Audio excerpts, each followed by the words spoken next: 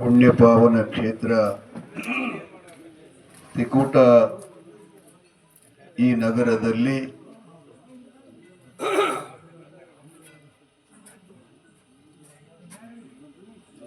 ದೇವಿಯವರ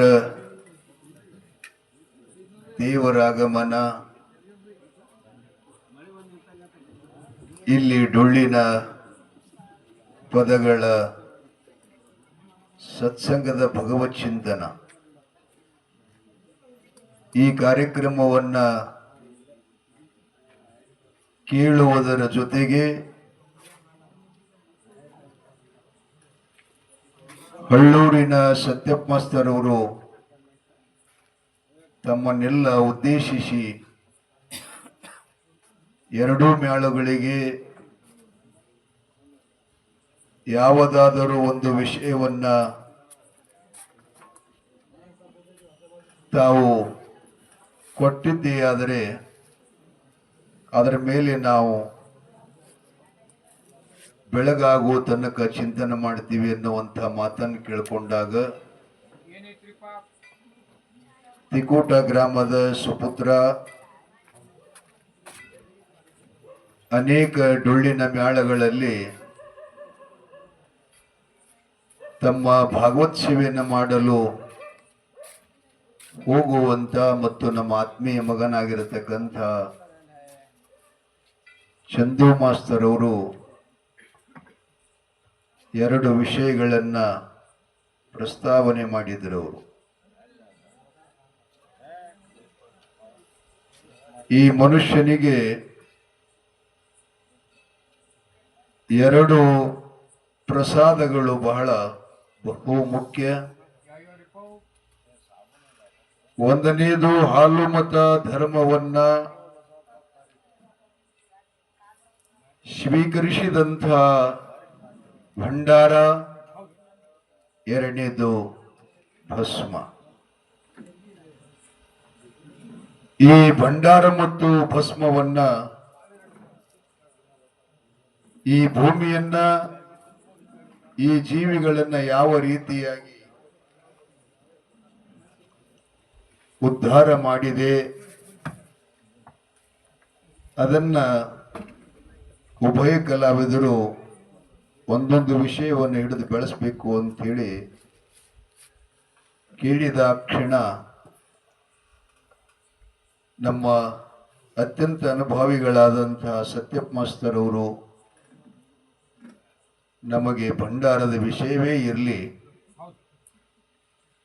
ಅದರ ಹುಟ್ಟು, ಭಂಡಾರದ ಬೆಳವಣಿಗೆ ಯಾರಿಂದ ನಿರ್ಮಾಣ ಆಯಿತು ಅನ್ನೋದನ್ನ ಬಹಳ ಪೂರ್ವವಾಗಿರತಕ್ಕಂಥ ಆದಿಯಾಗಿರುವಂತಹ ಈ ಸೃಷ್ಟಿಯೇ ಆರಂಭದ ಹಿಡ್ಕೊಂಡು ಕೊನೆಗೆ ನಂದೀಶ್ವರನಿಂದ ಈ ಭಂಡಾರ ಈ ಭೂಮಿಗೆ ಬಂತು ಅನ್ನುವಂಥ ಮಾತನ್ನ ಪ್ರಮಾಣಬದ್ಧವಾಗಿ ಮತ್ತು ಅಷ್ಟೇ ಸಾಕ್ಷಿಯಾಗಿ ಆಧಾರ ಪೂರಿತವಾಗಿ ನಮ್ಮನ್ನೆಲ್ಲ ಹೇಳಿದ್ದಾರೆ. ಮಹಾರಾಜರು ಆ ಭಸ್ಮಕ್ಕೆ ತಕ್ಕಂತೆ ಅವರ ವೇಷಭೂಷದ ಅದಕ್ಕೆ ಆ ಭಸ್ಮರೂಪಾಳಿನೇ ಇರಲಿ ಅಂತೇಳಿ ನಮ್ಮನ್ನು ಕೂಡ ಒಂದು ವಿಷಯನ್ನ ಕೊಟ್ಟಿದ್ದಾರೆ. ಭಂಡಾರದ ಬಗ್ಗೆ ಬಹಳ ಸವಿಸ್ತಾರವಾಗಿ ಅಷ್ಟೇ ಮಹತ್ವಪೂರ್ಣವಾಗಿ ಹೇಳಿದ್ದು ಬಹು ಸಂತೋಷ. ಯಾಕಂದ್ರೆ ಈ ಡೊಳ್ಳಿನ ಮೇಳಗಳಲ್ಲಿ ಯಾವುದೇ ವಿಷಯವನ್ನ ಹೇಳಿದಾಗ ಅದರ ಬಗ್ಗೆ ಅಲ್ಲಗಳೆಯುವಂಥ ಚಟಾಯಿ ಮೇಳದೊಳಗಿರುತ್ತದೆ. ಅದು ಸರಿನೋ ತಪ್ಪೋ ಪರಿಪೂರ್ಣವಾಗಿ ಅದರ ಬಗ್ಗೆ ಜ್ಞಾನ ಮಾಡಿಕೊಂಡನ ಅವರು ಹೇಳಿರ್ತಕ್ಕಂಥದ್ದನ್ನ ನಾವು ಸಂತೋಷವಾಗಿ ಸ್ವೀಕಾರ ಮಾಡಬೇಕು. ಇಲ್ಲಿ ಒಳಗೆ ಏನಿರ್ತದೆ ನಮ್ಮವ್ರ ಮಧ್ಯದಲ್ಲಿ ಅಂತಂದ್ರೆ, ಅವರು ಹಳ್ಳೂರು ಸರ್ ಅವರು ಬಹಳ ಚಲೋ ಮಾತನ್ನು ಹೇಳಿದ್ರು. ನಮ್ಮ ಮಾತು ಒಂದು ಸ್ವಲ್ಪ ಕಡಿಮೆ ಬೀಳಂಗ್ ಕಾಣಿಸ್ತು ಅಂತಂದ್ರೆ ಅದಕ್ಕೇನಾದರೂ ಒಂದು ಅಡ್ ಮಾಡಿಕೊಂಡು ಆ ವಿಷಯವನ್ನು ಕೆಡಿಸುವಂತ ಪ್ರಯತ್ನ ಮಾಡ್ತಾ ಇದ್ದಾರೆ. ಆದರೆ ಇದು ಹಾಗಲ್ಲ. ಅವರು ಹೇಳಿದ್ದನ್ನು ಅತ್ಯಂತ ಗೌರವಪೂರ್ವಕವಾಗಿ ಮತ್ತು ಪ್ರೀತಿಯಿಂದ ಅವರನ್ನು ನಾವು ಗೌರವಿಸಬೇಕು. ಬಂಧುಗಳೇ, ಇಲ್ಲಿ ತನಕ ತಿಕೋಟ ಗ್ರಾಮಕ್ಕೆ ನಾವು 2-3 ಸಲ ಬಂದೀವಿ ಮತ್ತು ಅನೇಕ ಮೇಳ ಕೂಡ ಬಂದು ಹೋಗಿರ್ಬೇಕು ಮಾದೇವಪ್ಪ. ಆದ್ರೆ ಈ ಭಂಡಾರವನ್ನ ನಂದೀಶನ 3ನೇ ಕೋಟಿನಿಂದ ನಿರ್ಮಾಣ ಆಯಿತು ಅನ್ನುವುದನ್ನ ಯಾವುದರ ಸಂಘ ಹೇಳಿದ್ದು ಕೇಳಿರೇನಪ್ಪ? ಬಹಳ ಸಂತೋಷದ ಮಾತು. ಕಾರಣ ಇವೆಲ್ಲ ಪುರಾಣಗಳಲ್ಲಿ ಬರ್ತಾವ. ಏನು ಕಾರಣಗಳದಾವಲ್ಲ, ಇದು ಹ್ಯಾಂಗ ಬತ್ತು ಅಂತ ಹೇಳಕ್ಕ ಸಾಕ್ಷಿ ಏನಪ್ಪ ಅಂದ್ರೆ ಅದು ಪುರಾಣ. ಅಂಥ ಭಂಡಾರವನ್ನ ಮೊಟ್ಟ ಮೊದಲಿಗೆ ನಿಜಕ್ಕೂ ಸತ್ಯ ಮಲ್ಲಾಸುರ ದೈತ್ಯನನ್ನ ಸಂಹಾರ ಮಾಡುವ ಸಲುವಾಗಿ ಪರಮಾತ್ಮ ಮೈಲಾರಲಿಂಗ ಆಗಿದ್ದು ಕೂಡ ಸತ್ಯ. ಅದು ಯಲ್ಲಮ್ಮ ದೇವಿ ಆ ರೀತಿಯಾಗಿ ಭಂಡಾರ ಓದುತ್ತೂ ಕೂಡ ಸತ್ಯ. ಮತ್ತು ಅವರಿಗೆ 4 ಬೆರಳಿನಿಂದ ಭಂಡಾರ ಹಚ್ಚಲಿಕ್ಕೆ ಆದೇಶ ಇಲ್ಲ. ಹೆಬ್ಬರಳಿನಿಂದ ಒಂದನ್ನ ಟಿಕ್ಕಿ ಕೂಡಾಕನ ಆಕೆಗೆ ಇಷ್ಟೇ ಅವಕಾಶ ಅಂತೇಳಿ ಮೈಲಾರಲಿಂಗ ಶಾಪ ಕೊಟ್ಟಿದ್ದು ಸತ್ಯ. ಇನ್ಮೇಲೆ ಭಸ್ಮದ ಬಗ್ಗೆ ಮಾತಾಡಬೇಕಾಗಿತ್ತು ಅಂತಂದ್ರೆ ಅದಕ್ಕೆ 2 ಹೆಸರಂತ ನಮ್ಮ ಸರ್ ಅವರು ಹೇಳಿದ್ರು, ವಿಭೂತಿ ಮತ್ತು ಭಸ್ಮ. ವಿಭೂ ಅಂದ್ರೆ ಪರಮಾತ್ಮ, ಭಸ್ಮ ಅಂದ್ರೆ ದಹಿಸುವುದು.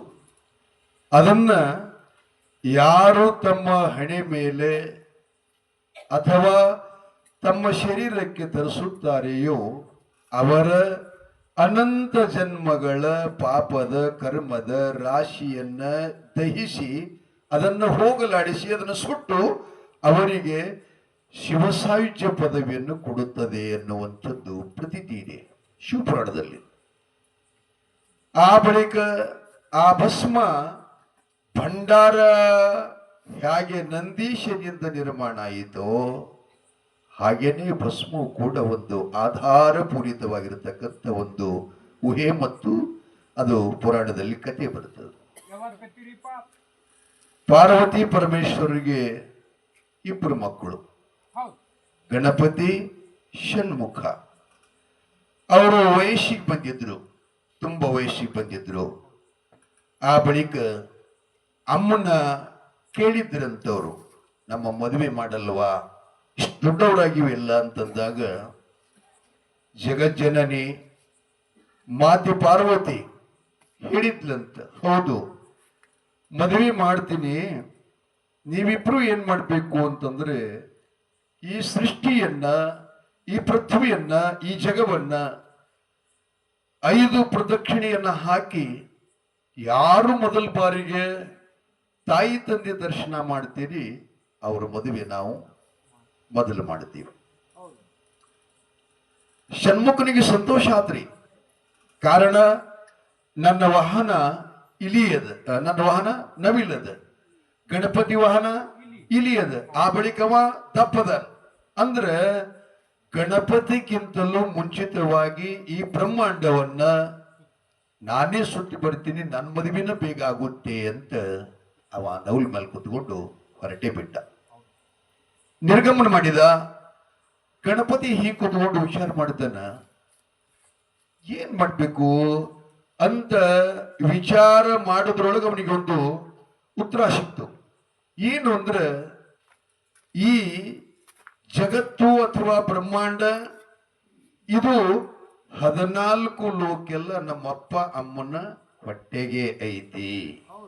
ಲಿಂಗ ಮಧ್ಯಂ ಜಗತ್ ಸರ್ವಂ ಲಿಂಗ ಬಾಹೇತ್ ಪರಮನಾಸ್ತಿ. ಹಂಗ ಈ ಜಗತ್ತು ನಮ್ಮ ಅಮ್ಮ ಅಪ್ಪನ ಹೊಟ್ಟೆಗೆ ಐತಿ ಅಂದ ಬಳಿಕ ಈ ಜಗತ್ ಯಾಕೆ ಸುತ್ತಬೇಕು? ತಾಯಿ ತಂದಿ ಹೊಟ್ಟೆಯಾಗನ 14 ಲೋಕೆಲ್ಲ ಅದಾವ ಅಂದ ಬಳಿಕ ಇವ್ರನ್ನ 5 ಸುತ್ತ ಹಾಕಿದ್ರೆ ಬ್ರಹ್ಮಾಂಡಕ್ಕೆ ಸುತ್ತ ಹಾಕ್ದಾಗ ಆಗ್ತೈತಿ ಎನ್ನುವಂಥದ್ದನ್ನ ಕಲ್ಪಿಸಿ ಆ ಶಿವಪಾರ್ವತಿಯರನ್ನ 5 ಸುತ್ತ ಪ್ರದಕ್ಷಿಣೆ ಹಾಕಿ ಬಂದು ನಿಂತ್ಕೋತಾ ಇದ್ದಾನ ವಿಜಯ್ ಕುಮಾರ್. ಬಹಳ ಸುಸ್ತಾಗಿರಲಿಲ್ಲ, ಊಟನ ಹಂಗ ಮಾಡ್ತೈತಿ ಅದು. ಮತ್ತೆ ಮಾವಿನ ಹಣ್ಣಿನ ರಸ ಹಾಕೇನಲ್ಲ ಬಾಬುರಾವ್, ಅದು ಅನ್ನ ಆಯಾ ಪ್ರಕಾರವಾಗಿ ಕೆಲಸ ಮಾಡ್ತದ. ನನಗ ಹಾಕಕ್ ಬಂದ್ರು ಬ್ಯಾಡಪ್ಪ, ನನಗೊಂದೆರಡು ರೊಟ್ಟಿ ಕೊಡ್ರಿ ಅಂತ ನಾನು ಅಷ್ಟೇ ತಿನ್ಕೊಂಡೆ. ಆ ಬಳಿಕ ಬಂದು ನಮಸ್ಕಾರ ಮಾಡ್ತಾನೆ ಗಣಪತಿ. ಅವರಿಬ್ರು ಆಶ್ಚರ್ಯಾಗಿ ಕೇಳ್ತಾರೆ, ಏನಪ್ಪಾ ಗಣಪತಿ ಹೋಗ್ ಬಂದೀಯ, ಈ ಬ್ರಹ್ಮಾಂಡ ಸುತ್ತಾಕಿದೀಯ? ಹೌದು ಅಂದವ. ಹೇಗೆ? ಅಪ್ಪ ಅಮ್ಮ, ಜಗತ್ತಿನೊಳಗ ತಾಯಿ ತಂದಿಗೆ ಬಿಟ್ಟು ದೇವರಿಲ್ಲ, ಒಂದೇದು. ಇನ್ನು ಎರಡನೇದೇನಪ್ಪಾ ಅಂತಂದ್ರೆ ಇಡೀ ಜಗತ್ತವ ನಿಮ್ಮ ಹೊಟ್ಟೆಯಾಗೈತಿ, ನಿಮಗ್ ಬಿಟ್ಟು ಜಗ ಇಲ್ಲ, ಜಗಕ್ ಬಿಟ್ಟು ನೀವಿಲ್ಲ, ಎಲ್ಲವೂ ನಿಮ್ಮೊಳಗೆ ಇದೆ ಅಂತ ಶ್ರುತಿ ಪುರಾಣ ವೇದಗಳು ಎಲ್ಲ ಹೇಳ್ತಾವ. ಅಂದ ಬಳಿಕ ನಿಮ್ಮ ಸುತ್ತ ಹಾಕಿದ ಬಳಿಕ ಬ್ರಹ್ಮಾಂಡ ಸುತ್ತ ಹಾಕುವ ಅವಶ್ಯಕತೆ ಏನ? ಇದು ಸುಳ್ಳಂದ್ರಿ ಅಂದ್ರ ಅವು ಪುರಾಣ ಎಲ್ಲ ಸುಳ್ಳು ಮಾಡ್ಬೇಕಾಗ್ತದಂತ ಗಣಪತಿ ಹೇಳ್ತಾನ. ಅವಾಗ ಹೌದು, ನಿನ್ನ ಮಾತು ಸತ್ಯಪ್ಪ, ನೀನು ಜಾಣ, ನೀನು ಬುದ್ಧಿವಂತ, ನೀನು ಜ್ಞಾನಿ, ಪರವಾಗಿಲ್ಲ, ನಿನಗೆ ಲಗ್ನ ಮಾಡ್ತೀವಿ ಅಂತ ಷಣ್ಮುಖ ಸುತ್ತ ಹಾಕಿ ಬರುವಕ್ಕಿಂತ ಮುಂಚಿತವಾಗಿ ಗಣಪತಿಗೆ ರಿದ್ಧಿ ಮತ್ತು ಸಿದ್ಧಿ ಅನ್ನುವಂತ ಇಬ್ಬರನ್ನ ಅವನಿಗೆ ಮದುವೆ ಮಾಡಿದ್ರು. ಷಣ್ಮುಖ ಬರದೊಳಗ ಗಣಪತಿಗೆ 2 ಮಕ್ಕಳಾಗಿವಂತ, ಶುಭ ಲಾಭ. ಅವ್ರನ್ನ ತಗೊಂಡು ಪಾರ್ವತಿ ತೊಡಿ ಮೇಲೆ ಇಟ್ಕೊಂಡು ಆಡ್ಸ್ಕೊತ್ ಕೂತಿದ್ಲು. ಇವ ಸುತ್ತ ಹಾಕಿ ಬಂದ, ನವಿಲ್ ಮೇಲೆ ಕೆಳಗಿಳದ, ಬಂದು ತಾಯಿ ತಂದೆ ನಮಸ್ಕಾರ ಮಾಡ್ದ. ಆ ಬಳಿಕ ಷಣ್ಮುಖ ನಮಸ್ಕಾರ ಮಾಡಾಗ ತೊಡಿ ಮೇಲೆ ಇರುವಂತ ಮಕ್ಕಳನ್ನ ನೋಡಿ ಕೇಳ್ತಾನೆ, ಅಮ್ಮ ಇವು ಮೊಮ್ಮಕ್ಕಳು ಯಾರು ಅಂತಂದ ಕೂಡಲೇ ಗಣಪತಿಯು ಅಂತ ಹೇಳಿದ್ಲಿಕ್ಕೆ ಅವನಿಗೆ ಭಯಂಕರ ಸಿಟ್ಟು ಬಂದು, ಗಣಪತಿಯು ಅದು ಹೇಗೆ ಅಂದ ಕೂಡಲೇ ನಡೆದ ಘಟನೆ ಎಲ್ಲ ಪಾರ್ವತಿ ಹೇಳಿದ್ಲು. ಅವಾಗ ಷಣ್ಮುಖನಿಗೆ ಏನ್ ಅನ್ನಿಸ್ತು ಅಂತಂದ್ರ, ನನ್ನನ್ನು ಸುತ್ತ ಹಾಕಾಕ್ ಹಚ್ಚಿ ಇವನು ಮದುವೆ ಮಾಡ್ಯಾರ ಅಂತಂದ್ರ, ಅಮ್ಮ ನೀನ್ ನನ್ನ ತಾಯಿ ಅಲ್ಲ, ನಾ ನಿನ್ನ ಮಗ ಅಲ್ಲ ಅಂದವನ ಕೈಲಾಸ ಬಿಟ್ಟು ಹೊರಟೆ ಬಿಟ್ಟಂತ. ಆ ಕೈಲಾಸದಿಂದ ಎಲ್ಲಿ ಬಂದ ಅಂತಂದ್ರೆ ಈಗೇನು ಶ್ರೀಶೈಲ ಮಲ್ಲಿಕಾರ್ಜುನ ಸ್ವಾಮಿ ಅದನ್ನೆಲ್ಲ ಆ ಕ್ಷೇತ್ರಕ್ಕೆ ಬರ್ತಾನೆ. ಅಲ್ಲಿನ್ನ ಮಲ್ಲಿಕಾರ್ಜುನ ಗುಡಿ ಆಗಿಲ್ಲ. ಆ ಶ್ರೀಶೈಲ ರಾಜ ಆ ದೈತ್ಯರ ಕೈಯೊಳಗ ಯುದ್ಧದಲ್ಲಿ ಸೋತು ಮಾನಭಂಗ ಮಾಡಿಕೊಂಡು ನಿರಗತಿಕನಾಗಿ ಕಾಡಿನೊಳಗೆ ತಿರುಗ್ತಿದ್ನಂತೆ. ಆ ಸಮಯದಲ್ಲಿ ಷಣ್ಮುಖನ ಭೇಟಿ ಆತು, ದರ್ಶನ ಮಾಡಿದ. ಅವನ ಖಿನ್ನ ಮುಖ, ಅಪಮಾನ ಮುಖ ನೋಡಿ ಷಣ್ಮುಖ ಕೇಳಿದ್ನಂತೆ, ಯಾಕಪ್ಪ ನೀ ಮಹಾರಾಜನಾಗಿದ್ದು, ಚಕ್ರವರ್ತಿಯಾಗಿದ್ದು, ಅರಸನಾಗಿದ್ದು ಕೂಡ ಮುಖ ಸಣ್ಣ ಮಾಡ್ಕೊಂಡಿಲ್ಲ ಏನಂತಂದ ಕೂಡಲೇ ಅವ ಹೇಳ್ತಾನೆ, ಸ್ವಾಮಿ ಅನ್ಯಾಯವಾಗಿ ದೈತ್ಯ ರಾಕ್ಷಸ ನನ್ನ ಸೋಲಿಸಿ ರಾಜ್ಯವನ್ನೆಲ್ಲ ದೋಚಿಕೊಂಡು ಹೋಗಿದ್ದಾನೆ, ನಾನು ರಾಜ್ಯದಿಂದ ವಂಚಿತನಾಗಿದ್ದೇನೆ, ಇಷ್ಟೇ ತಾನೆ ಅಂತ ಷಣ್ಮುಖ ಆ ದೈತ್ಯನ ಸಂಹಾರ ಮಾಡಿ ರಾಜನಿಗೆ ತನ್ನೆಲ್ಲ ರಾಜ್ಯವನ್ನು ವಾಪಸ್ ಕೊಟ್ಟು ಮುಂದೆ ಹೋಗ್ತಾನೆ. ಮಗ ಶಟ್ಕೊಂಡು ಹೋದ ಅಂತೇಳಿ ಪಾರ್ವತಿ ಹಿನ್ನೆಲೆಯಲ್ಲಿ ಬೆನ್ನು ಹತ್ತಾ ಇದ್ದಾಳ. ಅಲ್ಲಿ ಬರೋ ತನಕ ಶ್ರೀಶೈಲ ರಾಜ ಹೇಳ್ತಾನೆ, ತಾಯಿ ಈಗ ತಾನೇ ಈ ಕಡೆ ಹೋಗ್ಬಿಟ್ಟ ಷಣ್ಮುಖ ಅಂತಂದ್ರೊಳಗ ಅಷ್ಟು ತನ ಷಣ್ಮುಖ ಇಲ್ಲಿ ಬಂದಿದ್ದ ಅಂದ್ರಿಗೆ ಹೊಸಪೇಟೆಗೆ ಬರ್ತಾನ್ರಿ. ಹೊಸಪೇಟೆ ಹತ್ರ ಸೊಂಡೂರು ಅಂತ ಬರ್ತದ. ಅಲ್ಲಿ ಬಂದು ಗುಡ್ಡದ ಮೇಲೆ ನಿಂತ್ಕೊಂಡಿರ್ತಾನ. ಪಾರ್ವತಿ ಬಂದು ಮಗು ಷಣ್ಮುಖ ಅಂತ ಕೂಗಿದ್ಲು. ಹಳ್ಳಿ ನೋಡ್ದ, ನೋಡಿ ಅಪ್ಪ ಇಷ್ಟಕ್ಕೆ ತಾನು ಶಿಟ್ಟಿಗೆ ಬಂದು ಇಷ್ಟು ದೂರ ಬರ್ತಾರೇನೋ, ಬಾರಪ್ಪ ಅಂತ ಹೇಳಿ ಕರೆದ್ಲು. ಷಣ್ಮುಖ ಹೇಳ್ತಾನೆ, ಛೇ ನಿನ್ನ ಮುಖ ಸಹಿತ ನೋಡಲ್ಲ, ನೀ ಮೋಸ ಮಾಡಿದಿ, ನನಗ ಬ್ರಹ್ಮಾಂಡ ಸುತ್ತಂತ ಹೇಳಿ ನಾನ್ ಬಡದೊಳ ಗಣಪತಿ ಲಗ್ನ ಮಾಡಿಯಲ್ಲ, ಅದಕ್ಕೆ ನನ್ನಿನ ಸಂಬಂಧವೇ ಕಡಿತು, ನಿನ್ನ ಮಗ ಅಂತ ಕರಿಬೇಡ, ನಿನಗೆ ತಾಯಿ ಅಂತ ನಾನು ಅನ್ನೋದಿಲ್ಲ ಅಂತ ಹೇಳಿ ನಿಖರವಾಗಿ ಮಾತಾಡ್ತಾ ಇದ್ದಾನೆ. ಅವಾಗ ದೇವಿ ಹೇಳಿದ್ಲಂತ, ನೋಡಪ್ಪ ಹಂಗ್ ಮಾಡ್ಬೇಡ ಅಂದ್ರು ಕೂಡ ಕೇಳಿಲ್ಲ. ಕೊನೆಗೆ ದೇವಿ ಶಿಟ್ಟಿಗೆ ಬಂದಂದ್ಲು, ಏ ಷಣ್ಮುಖ, ನೀ ನನಗೆ ತಾಯಿ ಅನ್ನೋದಲ್ವಾ, ನೀ ನನ್ನ ಮಗ ಅಲ್ಲವಲ್ಲ, ಅಂದ ಬಳಿಕ ನನ್ನ ಹಾಲ ನೀ ಕುಡಿದಿಷ್ಟು ದೊಡ್ಡವಾಗಿ ಬೆಳೆದಿದಿ, ನನ್ನ ಹಾಲು ನನಗೆ ವಾಪಸ್ ಕೊಡು ಅಂತ ಕೇಳ್ಕೊಂಡ್ಳ. ಕೇಳ್ಕೊಂಡಾಗ ಷಣ್ಮುಖ ಬಾಯಾಗ ಬಟ್ಟು ಹಾಕಿ ಹಾಲೆಲ್ಲ ವಾಂತಿ ಮಾಡಿಕೊಂಡ. ಸಂಡೂರದಲ್ಲಿ ವಾಂತಿ ಮಾಡಿಕೊಂಡ. ಅದೇ ಭಸ್ಮದ ಗುಡ್ಡ ಆಯಿತು, ಅದೇ ವಿಭೂತಿ ಗುಡ್ಡ ಆಯಿತು. ದೇವಿ ಪಾರ್ವತಿಯಿಂದಲಂತ, ಅಲ್ಲಪ್ಪ ಹಾಲು ಕುಡಿದು ಕೊಟ್ಟಿ ಹಾಲಿನಿಂದ ರಕ್ತ ಆಗಿದೆಯಲ್ಲ ಅದನ್ನು ಸಹಿತ ಕೊಡಬೇಕು ಅಂದಾಗ ವಾಪಸ್ ಮತ್ತೆ ವಾಂತಿ ಮಾಡ್ಕೋತಾನ. ಆ ಹಾಲಿನ ರಕ್ತವೂ ಕೂಡ ಕಾರಿಕೆ ಮಾಡ್ಕೋತಾನೆ, ವಾಂತಿ ಮಾಡ್ಕೋತಾನ. ಅದು ಕೆಂಪ ಕ್ಯಾವಿ ಗುಡ್ಡ ಆತು. ಅದೇ ಕಾವಿನ ಈಗೆಲ್ಲ ನಾವು ಧರಿಸೋದು. ಬಂಧುಗಳೇ, ಆ ಭಸ್ಮ ಈಗಲೂ ಕೂಡ ನೀವು ಹೊಸಪೇಟೆಗೆ ಹೋದಾಗ ಅಲ್ಲಿ ನಿಮಗೆಲ್ಲ ಸಿಗುತ್ತೆ. ಬಹಳ ಜನ ತಗೊಂಡು ಬರ್ತಾರೆ ಅದನ್ನು. ಮಾಟು ಮತ್ತು ಭೂತ ಪಿಸಾಚಿ ಏನೇ ತೊಂದರೆ ಇದ್ರೂ ಕೂಡ ಆ ಭಸ್ಮ ಮನೆಯಾಗಿತ್ತು ಅಂತಂದ್ರೆ ಇಂಥ ಯಾವ ಕೂಡ ಭಯಗಳು ನಮ್ಗಾಗುವುದಿಲ್ಲ ಅಂತ ಪ್ರತೀತಿ ಇದೆ. ಆ ಭಸ್ಮವನ್ನ ಷಣ್ಮುಖನಿಂದ, ಕಾವಿಯು ಷಣ್ಮುಖನಿಂದ ಆಯಿತು ಅಂಥೇಳಿ ಪುರಾಣದಲ್ಲಿ ಬರ್ತಾ ಇದೆ. ಬಂಧುಗಳೇ, ನಮ್ಮ ಬಸವಾದಿ ಶಿವಶರಣರು, ಆದಿಗುರು ಜಗದ್ಗುರು ರೇಣುಕ ಭಗವತ್ಪಾದರು ಶೈವದ ಅಷ್ಟಾವರಣ ಅಂತೇಳಿ ಕರೀತಾರಲ್ಲ, ಅದರಲ್ಲಿ ಕೂಡ ನಮ್ಮ ಭಸ್ಮ ಬರ್ತಾ ಇದೆ. ಗುರು, ಲಿಂಗ, ಜಂಗಮ, ಪಾದೋದಕ, ಪ್ರಸಾದ, ವಿಭೂತಿ ಮತ್ತು ಮಂತ್ರ ರುದ್ರಾಕ್ಷಿ ಅಂತ ಬರ್ತಾ ಇದ್ದಾವೆ. ಹಾಗಾಗಿ ಭಸ್ಮದ ಮಹತ್ವ ಏನಪ್ಪ, ಅದರ ಸಾಮರ್ಥ್ಯ ಏನು ಅಂತ ನಾವು ವಿಚಾರ ಮಾಡಿದ್ರೆ, ಒಬ್ಬ ಬೇಡ ದಿನಾಲು ಬೇಟೆಯನ್ನ ಮಾಡುತ್ತಿದ್ದ. ಮೊಲ, ಚಿಗರೆ, ಕಾಡಿನೊಳಗಿರತಕ್ಕಂಥ ಎಲ್ಲ ಪಶು ಪಕ್ಷಿ ಪ್ರಾಣಿಗಳನ್ನ ಹೊಡಿತಾ ಇದ್ದ. ಆ ಸಮಯದಲ್ಲಿ ಅರಣ್ಯದೊಳಗೆ ಬೇಟೆಯಾಡಕ್ಕೆ ಹೋಗ್ತಿರ್ತಾನೆ. ಅವನಿಗೆ ಬೇಟೆ ಎಲ್ಲಿಯೂ ಕೂಡ ಸಿಗುವುದಿಲ್ಲ. ಬೇಸಿಗೆ ಕಾಲ, ಬಾಯಾರಿಕೆಯಾಗಿ ನೀರು ಸಿಗಲಾರ್ದನ ಕಾಡಿನೊಳಗ ಅಂತ ತನ್ನ ಪ್ರಾಣವನ್ನು ಕಳ್ಕೊತಾನ. ಕಳ್ಕೊಂಡ ಬಳಿಕ ಅವನ ಜೊತೆಯಲ್ಲಿ ಇರ್ತಕ್ಕಂಥ ಒಂದು ನಾಯಿ, ಅವ ಸಾಕಿದಂಥ ನಾಯಿ ಅತ್ತ ಇತ್ತ ಓಡಾಡಿ ಬಂದು ಇವ ಇನ್ನೆಲ್ಲ ಕೊರಗಿದ್ನಲ್ಲ ಬೇಡ, ಅವನ ಹಣಿ ಮ್ಯಾಲ ತನ್ನ ಏನು ಮುಂದಿನ ಕಾಲ ಇತ್ತಲ್ಲ ಅದನ್ನ ಅವನ್ ಎಬಸ್ಬೇಕಂತ ಹಿಂಗ್ ಮಾಡಿ ಅದನ್ನ ಉಗುರ್ಲೆ ಚೂರು ಹಾಕತ್ತು. ಅದು ಚೂರಿ ಅವನು ಎಬ್ಬಿಸ್ಬೇಕಂತೂ ಆದ್ರೂ ಕೂಡ ಹೇಳಿಲ್ಲ. ಅವ ಸತ್ತಿದ್ದ. ಕೊನೆಗೆ ನಾಯಿ ಬೇಸತ್ತು ಹೋಗ್ಬಿಡ್ತು. ತಕ್ಷಣದಲ್ಲೇ ಆ ಬೇಡನನ್ನ ಒಯ್ಯಾಕ ಯಮದೂತರು ಬಂದಿದ್ರು ಮತ್ತು ಶಿವದೂತರು ಕೂಡ ಬಂದಿದ್ರು. ಯಮದೂತರಂತಾರೆ, ಇವತ್ತ ಹುಟ್ಟಿದಾಗಿನಿಂದ ಕೊನೆಯವರಿ ತನಕ ಪುಣ್ಯದ ಕೆಲಸ ಒಂದೂ ಮಾಡಿಲ್ಲ, ಅತ್ಯಂತ ಹಿಂಸೆಯನ್ನ ಮಾಡಿದ್ದಾನೆ. ಪಶು ಪಕ್ಷಿ ಪ್ರಾಣಿಗಳನ್ನ ಹಸಿದಾಗಿನ ಹರ್ಕೊಂಡು ತಿಂದಿದ್ದಾನೆ. ಇಂಥ ಪಾಪಿಷ್ಟನನ್ನ ಒಯ್ಯಾಕ ನಾವು ಯಮಧರ್ಮನಾಜ್ಞೆ ಅಂತ ಬಂದೀವಿ, ಇದು ನಮ್ಗಿರಿಕೆ ಅದ, ನೀವು ಮುಟ್ಬೇಡ್ರಿ ಅಂತ ಯಮದೂತರಂತಿದ್ರು.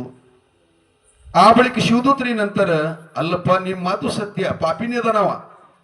ಸಾಯು ಕಾಲದಲ್ಲಿ ಅವನ ಜೊತೆ ಭೇಟಿ ಆಡತಕ್ಕಂಥ ನಾಯಿ ಚಿತಭಸ್ಮದೊಳಗ ತಿರುಗಾಡಿ ಬಂದದ್ದು ರುದ್ರಭೂಮಿ ಒಳಗ. ಒಬ್ಬ ಮನುಷ್ಯ ಸತ್ತಿದ್ದ, ಸುಟ್ಟಿದ್ರು.